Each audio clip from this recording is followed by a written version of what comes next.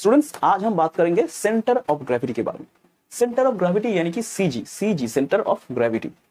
मान लीजिए ये एक बॉडी है और ये जो डॉटेड पॉइंट्स आप देख रहे हैं ये सारे हैं इन बॉडी का constituent particles. W1 is the weight of this constituent particles, W2 is weight of this constituent particles, W3 is weight of this constituent particles and so on. Okay? So आप ये तो समझ ही गए होंगे कि ये जो होल बॉडी का जो वेट है ये होल बॉडी का वेट होगा ये सारे constituent particles के वेट के जो एडिशन के बराबर। ओके? So question is अगर W1 is acting from this point, W2 is acting from this point, W3 is acting from this point, W4 from this point, W5 from this point and so on, तो इनका जो total weight है W वो कहां से काम करेगा? ठीक है, वो जहां से काम करेगा उसी पॉइंट को हम कहते हैं सेंटर ऑफ ग्रेविटी। तो मान लीजिए ये एक हेमिस्फीयर है, हेमिस्फीयर यानी कि एक तरबूज को बीचों बीच काट दिया गया है। ओके, तो ये एक हेमिस्फीयर है, ये हेमिस्फीयर का जो वर्टेक्स है वो है ओरिजिन पर X axis Y axis. Okay, hemisphere का टोटल जो वेट है वो है 20 किलो फोर्स, यानी कि इसका जो टोटल मास है ये है 20 किलो और इसको आप जिस फोर्स से इसको अपनी सेंटर की तरफ खींच रहा है वो है 20 kg इंटू मल्टीप्लाइड बाय 9.8 यानी कि acceleration due to gravity. Okay, तो ये होगा 19.6 newton. 19.6 newton is equal to 20 kg force. Okay, so इसका जो टोटल वेट है यह है 20 kg फोर्स। अब ये 20 kg फोर्स कहां से काम कर रहा है? अगर ये सारे हेमिस्फीयर को आप हटा दो और इसकी जगह पर एक पॉइंट को कंसीडर करो जिसकी वेट है 20 kg फोर्स, यानी कि दिस पॉइंट। ये पॉइंट कहां होगा? ये पॉइंट होगा यहां पर, यानी कि ऑरिजिन से लेकर वाई एक्सिस के बराबर 5/8 A। ओके, और ये हेमिस्फीयर है, इसका जो रेडियस है ये है A।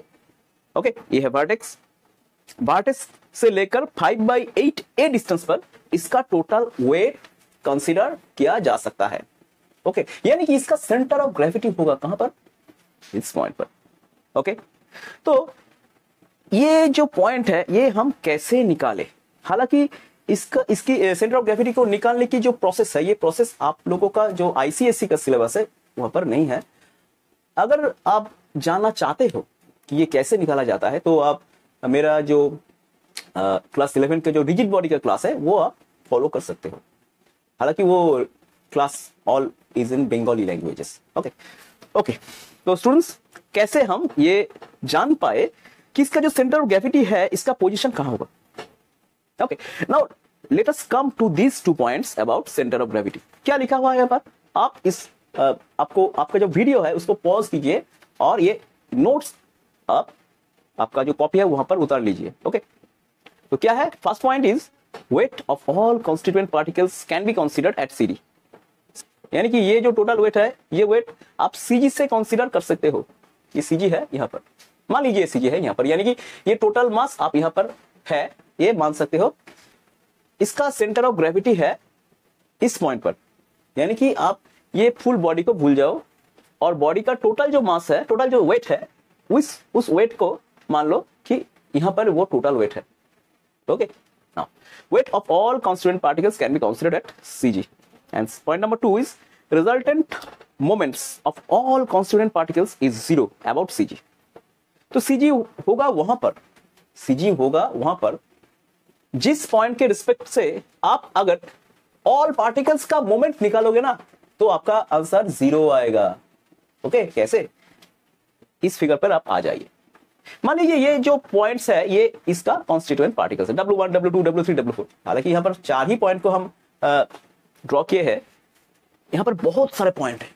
ओके, बहुत सारे पॉइंट है। अगर हम बहुत सारे पॉइंट ड्रॉ कर भी लिए तो इस कैलकुलेशन को आपको समझा नहीं सकेंगे, इसीलिए हम ओनली 4 पॉइंट्स हमने कंसीडर किया है। सो यहाँ पर ये जो पॉइंट है W, ये जो पॉइंट है इसका जो वेट है वो है W1, ये जो पार्टिकल है इसका जो वेट है W2। मान लीजिए W1, W2, W3 और W4 से ही ये टोटल बॉडी बना हुआ है।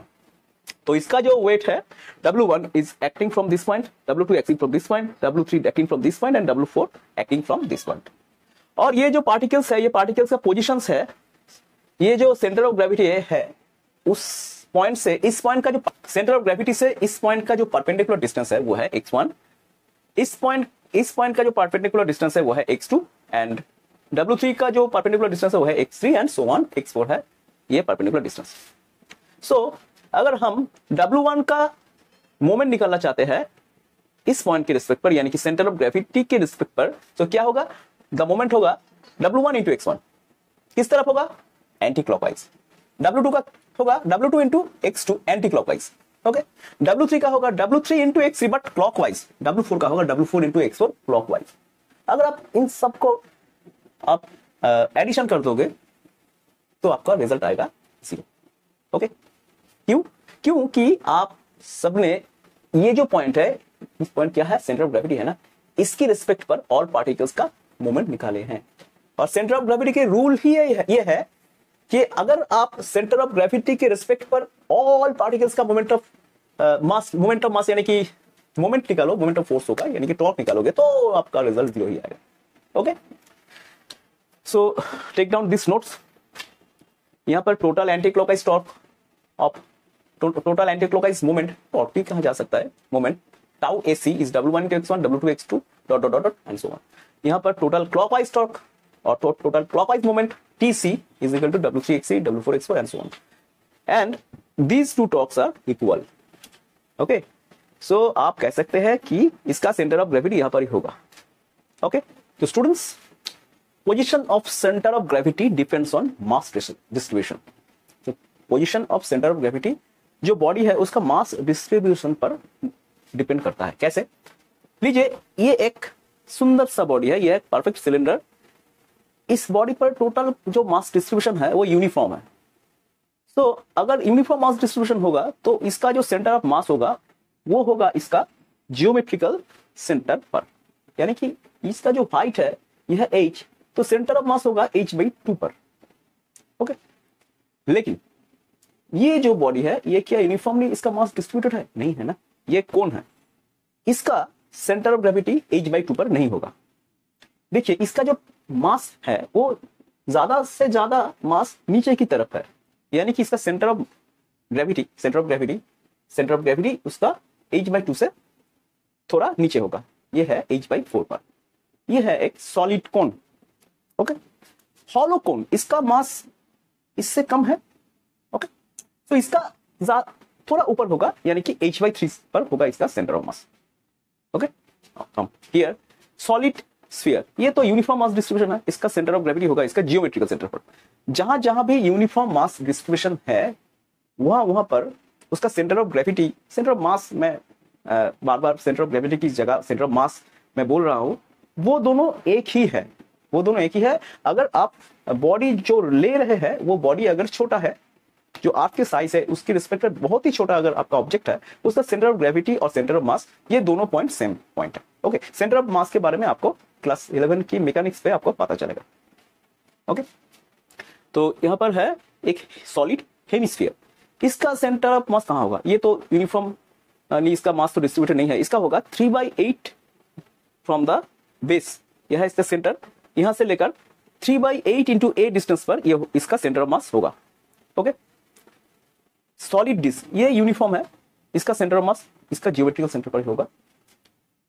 ये सेमी सर्कुलर डिस्क है, इसका कहां होगा, बेस से लेकर 2r/π हाइट पर होगा, यह है इसका सेंटर से 2r/π ऊपर होगा इसका सेंटर ऑफ ग्रेविटी और सेंटर ऑफ मास जो भी कहते हैं। यह एक यूनिफॉर्म रॉड, इसका सेंटर ऑफ ग्रेविटी होगा इसका जियोमेट्रिकल सेंटर पर, यानी कि इसका लेंथ अगर l है, इसका यहां से लेकर l/2 पॉइंट पर इसका CG होगा। सर्कुलर रिंग, इसका भी जियोमेट्रिकल सेंटर पर ही इसका CG होगा क्योंकि ये यूनिफॉर्म मास डिस्ट्रीब्यूशन है। सेमी सर्कुलर रिंग, इसका कहां होगा, ये तो यूनिफॉर्म नहीं है, इसका होगा बेस लाइन से लेकर सेंटर से 4r/3 हाइट पर होगा। यह है एक ट्रायंगुलर लैमिना, ओके। इसका एक साइड है A, इसका सेंटर ऑफ ग्रेविटी कहां होगा, इसका सेंटर ऑफ ग्रेविटी होगा इंटरसेक्शन ऑफ 3 मीडियन जहां पर है वहां पर। इसका जो 3 मीडियन है, यह है ट्रायंगल, इसका जो 3 मीडियन है ये और ये यहां पर ये 3 मीडियन का इंटरसेक्शन है, यहां पर होगा इसका सेंटर ऑफ मास। ये एक इक्विलैटरल ट्रायंगुलर लैमिना है, इसका सेंटर ऑफ ग्रेविटी होगा, यानी कि सेंटर ऑफ मास, मैं बार बार सेंटर ऑफ मास बोल रहा हूँ, सेंटर ऑफ ग्रेविटी और सेंटर ऑफ मास एक ही है। इसका सेंटर ऑफ ग्रेविटी होगा बेस लाइन से लेकर इस लाइन के बराबर √3/6 इंटू ए पर, जहां ए है इसका लेंथ ऑफ साइड। तो ये है आपका सेंटर ऑफ ग्रेविटी का पोजीशन। तो मान लीजिए ये ज्योमेट्रिकल शेप है, यूनिफॉर्म नहीं है, लेकिन ये सब एक कोई ना कोई ज्योमेट्रिकल शेप है। अगर आपको कोई ऐसा ऑब्जेक्ट मिल जाए जिसका कोई सर्टेन ज्योमेट्रिकल शेप ही नहीं है, उसका सेंटर ऑफ ग्रेविटी आप कैसे निकालोगे? चलिए, तो स्टूडेंट्स मान लीजिए ये एक बॉडी है, ये तो इसका शेप तो ज्योमेट्रिकल नहीं है, ओके, तो इसका सेंटर ऑफ ग्रेविटी कहां होगा? तो आप यहां पर एक होल कीजिए, ओके, यहां पर एक होल कीजिए और यहां पर और एक होल कीजिए। ये आप रैंडमली कर सकते हैं, तीनों जगह पर तीनों hole, minimum 3 holes should be created to determine the centre of gravity, the position of the centre of gravity. Okay, आप क्या करना होगा, आप एक जो किल है, जो दीवारों में ठोका जाता है, ऐसे लेकर ठक ठक ठक हथौड़ा से किल ले आइए, और एक किल को आप यहां पर आप ठोक दीजिए, ठक ठक ठक ठक ठक ठक ठोक दीजिए। नाउ इसे आपको सस्पेंड करना पड़ेगा यहां पर, ओके, तो सस्पेंड कीजिए, फ्रीली सस्पेंड करना पड़ेगा आपको। तो पहले आपको इस पॉइंट से इसको यहां पर सस्पेंड करना होगा। तो अगर इस पॉइंट से सस्पेंड करोगे तो इसका जो वर्टिकली डाउनवर्ड लाइन होगा, मान लीजिए वो वर्टिकली डाउनवर्ड लाइन है ऐसे, यह है आपका वर्टिकली डाउनवर्ड लाइन। अगर आप इस पॉइंट से यहां पर इसको सस्पेंड कर दोगे तो मान लीजिए इसका जो वर्टिकल डाउनवर्ड लाइन होगा वो कहां होगा? वो मान लीजिए वो होगा कहीं इस तरफ होगा, इसका जो वर्टिकल, माने यहां अगर आप इस स्किल पर इसको ये जो आपका होल है, अगर इस स्किल पर आप इस होल को सस्पेंड कर दोगे तो इस होल से आपको वर्टिकल लाइन खींचना पड़ेगा। वो वर्टिकल लाइन मान लीजिए ये है, ठीक है, और यहां से अगर आप स्किल से यहां पर इसको सस्पेंड कर दोगे तो यहां से एक वर्टिकल लाइन खींचना पड़ेगा। वो वर्टिकल लाइन मान लो ये है। ये तीनों जो वर्टिकल लाइंस है, हालांकि इस फिगर पे आपको ये तीनों वर्टिकल नहीं लग रहा है, मैं बोल रहा हूं कि इस बॉडी को आपको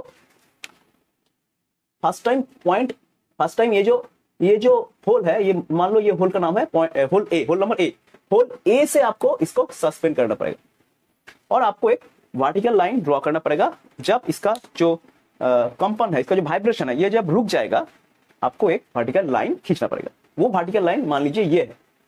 अब आप करोगे कि ये जो बी होल है, इस स्किल से आपको इस बी होल को सस्पेंड कर देना पड़ेगा। इस बॉडी को आपको सस्पेंड कर देना पड़ेगा इस बी होल पर और इस स्किल से। अगर सस्पेंड कर दोगे, मान लो आप बी पॉइंट से इसको सस्पेंड कर दिया है, तो ये है इसका वर्टिकल लाइन, ठीक है।